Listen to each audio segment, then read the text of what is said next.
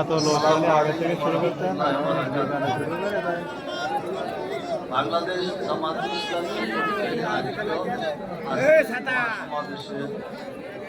সংগ্রামী আমির জামাত জাতীয় নেতৃবৃন্দ, সাংবাদিক বন্ধুরা ও দেশবাসী, আজকে জুলাই বিপ্লবের প্রায় 1 বছর শেষ হয়ে গিয়েছে, কিন্তু এখনো কোনো বিচার কার্য দৃশ্যমান হচ্ছে না। আমরা অন্তর্বর্তীকালীন সরকারের কাছে দাবি করছি অনতি বিলম্বে জুলাই বিপ্লবে যে সমস্ত ভাইরা শহীদ হয়েছে, যারা আহত হয়েছে, এই সমস্ত কার্যক্রমের সাথে যারা জড়িত ছিল তাদেরকে গ্রেফতার করে দৃশ্যমান বিচারের আওতায় আনতে হবে এবং আহত যারা হয়েছে তাদের সুচিকিৎসার মাধ্যমে পুনর্বাসন করতে হবে। শহীদ পরিবারগুলোকে পুনর্বাসনের ব্যবস্থা করতে হবে।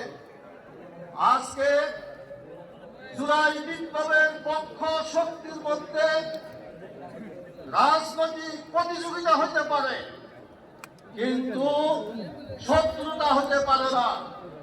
আজকে জুলাই বিপ্লবের পক্ষে শক্তির মধ্যে কিছু বিভেদ সৃষ্টি হওয়ার পরে বেশিরভাগের দোষরা আজকে মাথা উঁচু করে দাঁড়াবার চেষ্টা করছে। আজকে তাদের মাথা ভেঙে দিতে হবে। বেশিরভাগের পুনর্বাসন বাংলাদেশে হতে দেওয়া যাবে না।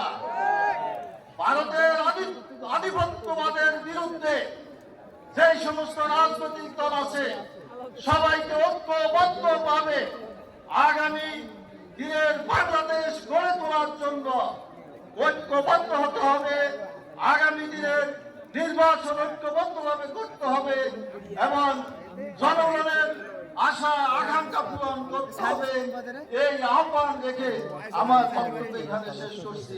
বাংলাদেশ জিন্দাবাদ। সংগ্রামী ভাই এবং